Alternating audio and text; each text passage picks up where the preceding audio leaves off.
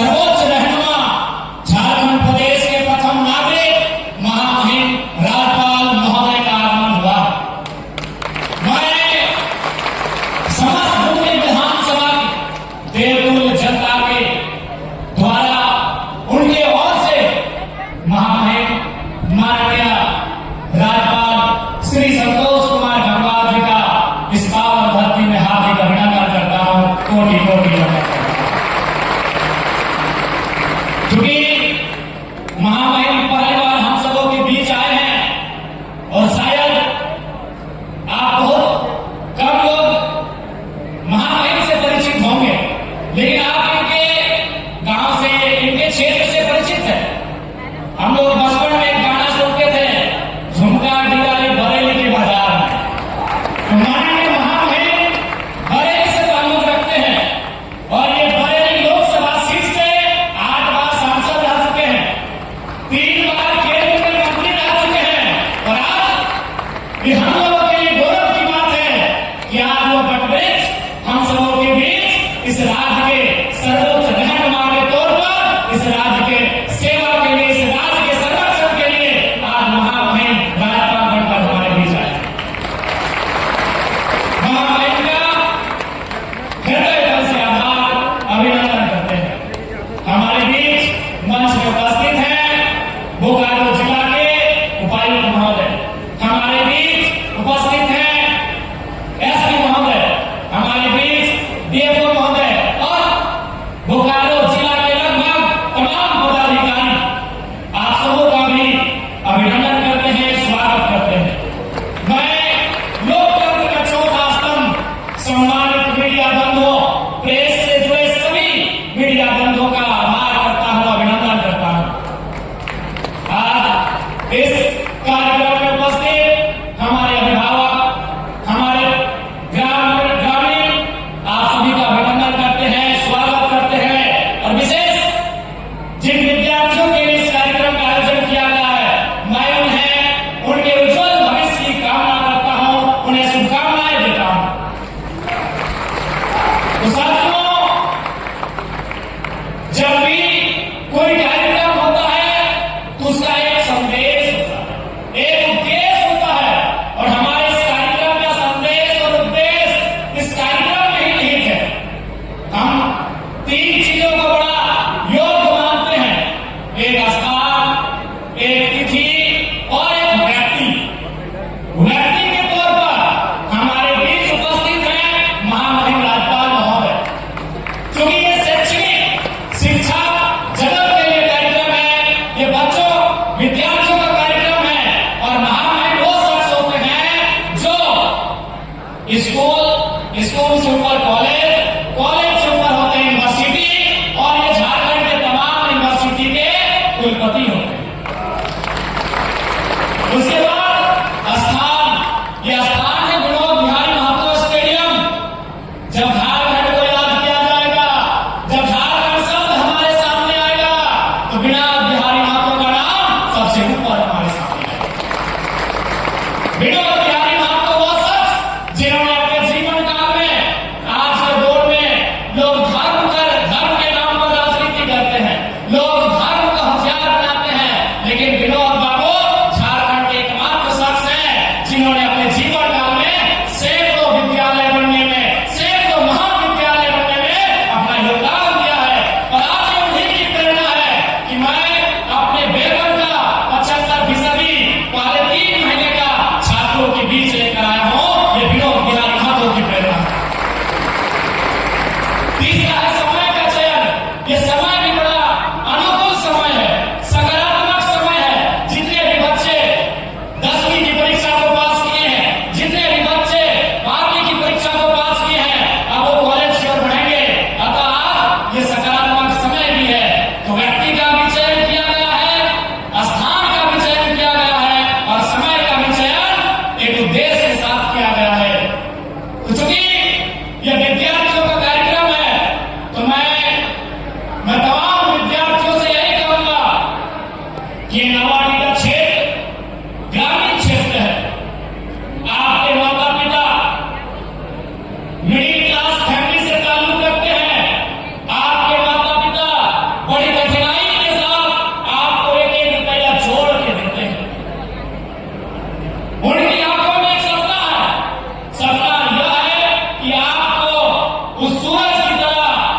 चमकता हुआ देख सके।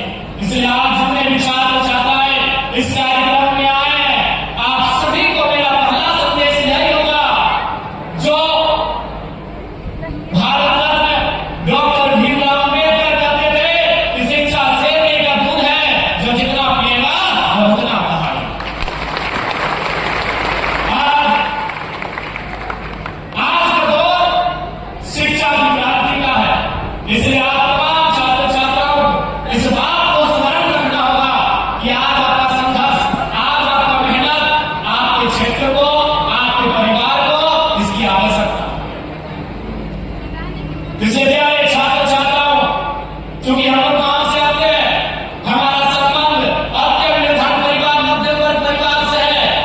बड़ी तकलीफों, बड़े संघर्षों के बाद हमारे माता पिता ने परवरिश करके हमें यहाँ पर भेजा है।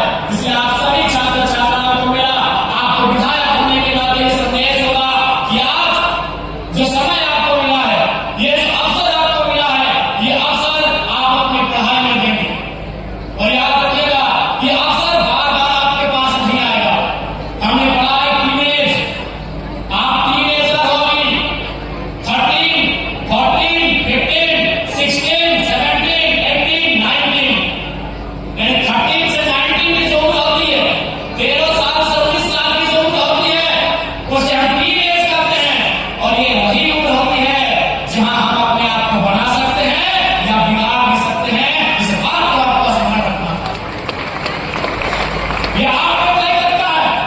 आपके माता पिता ने आपको जन्म दिया है, आपके गुरुजनों ने आपको शिक्षा दिया है। अब आप अपने आप को लेकर कहां जाएंगे, ये आपके विवेक पर तय करता है, ये आपके विचार पर तय करता है, ये आपकी सोच पर तय करता है कि आप इस टीनेज में अपने आप को लेकर कहां जाएंगे। आज हमें कहने में गुरेज नहीं है मेरे भाइयों। आज जिनके सम्मान समारोह के कार्यक्रम रखा गया है, मुझे कहने में गुरेज नहीं है। मैं आधुनिक समय का विधायक हूं, इसलिए आधुनिक बात को आपके बीच रख रहा हूं। आज आपने बड़ी मेहनत के साथ 10वीं की परीक्षा को पास किया, आपने इंटर साइंस कॉमर्स आर्ट्स की परीक्षा को पास किया। लेकिन 5 साल के बाद जब हम अपने आप को खोजते हैं, जब अपने आप को हम तलाशते हैं, तो बताइए कितने छात्र को हम देख पाते हैं। आज जब इन बच्चों ने मैट्रिक में 90% नंबर लेकर आए, 80% नंबर लेकर आए, रिश्तेदारों ने, गांव वालों ने, सभी ने सोशल मीडिया में स्टेटस लगाया, आपको बधाई दिया, आपको शुभकामनाएं दी। लेकिन बताइए 5 साल के बाद हम उन्हें कहां पाते हैं? उन कारणों को भी जानना होगा। उसमें सबसे बड़ा कारण जो युवाओं में दिखता है, वो कहीं ना कहीं नकारात्मक दिशा की ओर चले जाते हैं। चाहे वो नशा हो, चाहे वो सड़कों में तेज रफ्तार के साथ गाड़ियों की सवारी हो, चाहे कोई भी मामला हो। इसीलिए जब आप 5 साल के बाद अपने आप को तलाशते हैं, तो आज अपने बच्चे कौन करके जा रहे हैं, उनमें इक्का दुक्का को छोड़कर हम इन्हें खोज नहीं पाते। फिर क्या होता है, हमें महाराष्ट्र, गुजरात, तेलंगाना जैसे प्रदेशों में दिहाड़ी मजदूरी के लिए जाना पड़ता है। मेरी बातें आपको कड़वी लग सकती है मेरे भाइयों, लेकिन ये मेरा आकलन है, मेरा ये मूल्यांकन है, ये मेरे राज्य की सबसे बड़ी समस्या है जो आज हमारी नई पीढ़ी में पाई जा रही है। अगर आप इस बुराई से, इस नकारात्मक चीज से बच गए, तो निसंदेह आप जहां महामहिम बैठे हैं, जहां आज बोकारो जिला के उपायुक्त, पुलिस अधीक्षक महोदय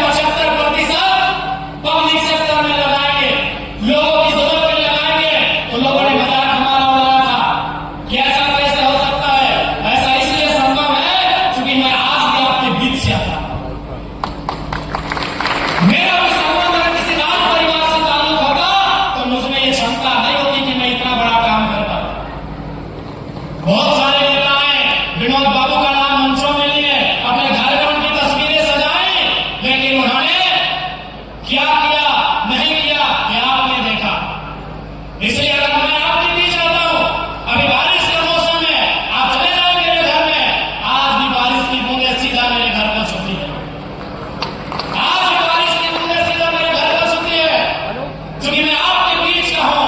इसीलिए मैं समझता हूं कि पढ़ाई का दर्द क्या है, पढ़ाई का मर्म क्या है, एक स्टूडेंट को उनकी जरूरत क्या है। मैं वो स्टूडेंट हूं जिसने इंटर ऑफ साइंस करने के बाद बीएससी केमिस्ट्री ऑनर्स इसलिए छोड़ दिया था कि रजिस्ट्रेशन के लिए हमारे पास 1500 रुपए नहीं थे। इसलिए मैं समझता हूं एक स्टूडेंट का दर्द क्या होता है। हमारे प्रोफेसर जितेंद्र सर हैं, कभी राजगंज आइएगा तो उनसे मुलाकात करिएगा। उन्होंने एक दिन कहा था कि जनाब हम ट्यूशन भी माफ कर सकते हैं, लेकिन रजिस्ट्रेशन फॉर्म फिलअप का फी तो देना पड़ेगा। इसलिए मैं जानता हूं, मैं समझता हूं कि आप इस हालात में आकर पढ़ाई कर रहे हैं।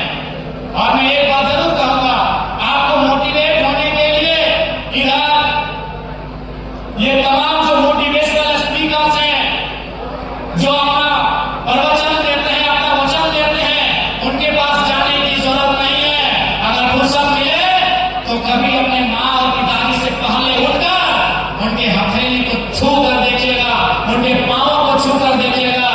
आज उनमें उम्र से ज्यादा का असर दिखेगा। कभी समय मिले तो अपनी माँ के आंखों में झांकिएगा, अपनी माँ के चेहरे पे झांकिएगा। आपकी माँ को उम्र 40 साल है, लेकिन आज वो 60 साल की दिखती है। उससे बड़ा मोटिवेशन आपके लिए कुछ भी नहीं हो सकता। आज आपकी माता, सामान्य आपकी भी माता, हमारी भी माता 4 बजे 5 बजे सुबह उठती है और सबसे पहले अपने हाथ में झाड़ू थामती है।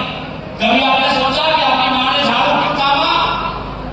इसलिए आपकी माँ ने सुबह 4 बजे उठकर झाड़ू थामा।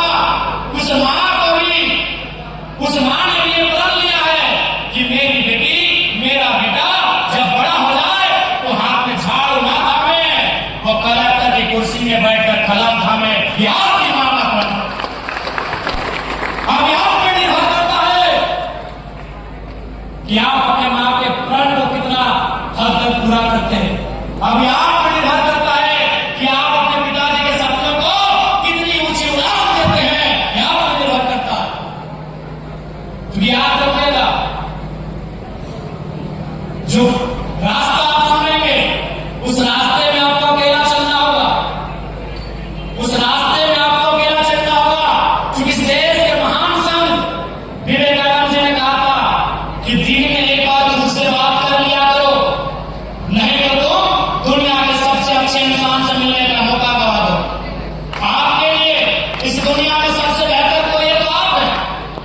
मान के चलिए आपके पिताजी अभी साथ आए हैं और आपको ऐसा लगता है कि आपके पिताजी आपके हैं, तो आप भारी भूल कर रहे हैं।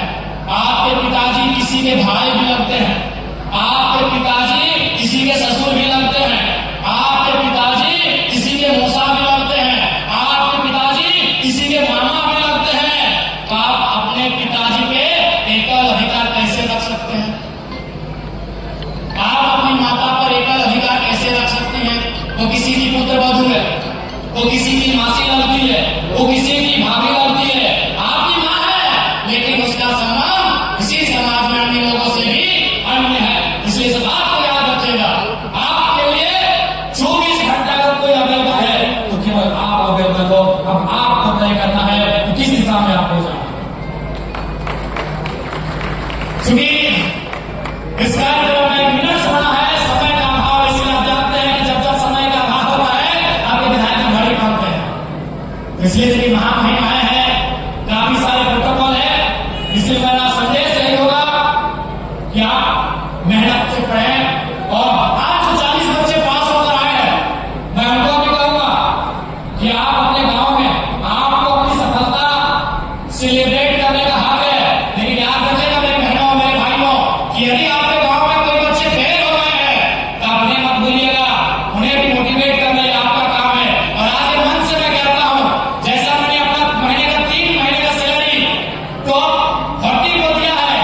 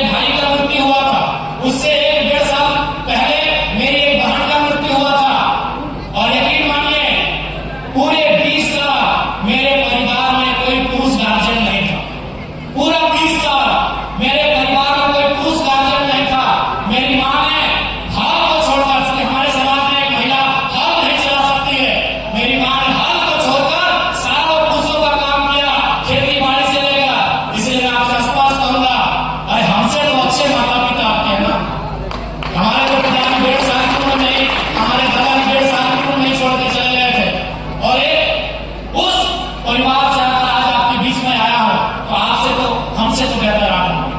थोड़ा समय का अभाव है, जितने भी छात्र छात्राएं, आप सभी को आपके उज्जवल भविष्य की शुभकामनाएं। और एक विधायक होने के नाते जहां तक हमें हमारी आपकी आवश्यकता पड़ेगी, आपके साथ हम खड़े रहेंगे, हर मोड़ पे आपके साथ रहेंगे। थोड़ा आज इस कार्यक्रम में अपनी गरिमा में उपस्थिति देने के लिए इस राज्य के सर्वोच्च रहनुमा, इस राज्य के प्रथम नागरिक महामहिम राज्यपाल महोदय का वंदन करते हैं, कोटि कोटि अभिनंदन करते हैं। उनका नावाडी डुमरी विधानसभा की पावन धरती में आगमन ऐसा प्रतीत हो रहा है मानो आकाश धरती में उतर रहा है। मैं उपायुक्त महोदय और पुलिस अधीक्षक महोदय के नेतृत्व के साथ तमाम पुलिस प्रशासन की टीम का धन्यवाद, मीडिया हाउस लोकतंत्र के चौथे स्तंभ का आभार, हमारे स्थान के सहयोगी, स्थान के साथियों जिनकी देख रेख के लिए कार्यक्रम हुआ उनका आभार अभिनंदन, और विशेषकर इस डुमरी विधानसभा के जनता जनार्दन देव तुल्य जनता, आपका आभार, आपका अभिनंदन। और जितने छात्र जो आज पुरस्कृत होंगे उन्हें उनके उज्जवल भविष्य के लिए असंख्य शुभकामनाएं। जोहार।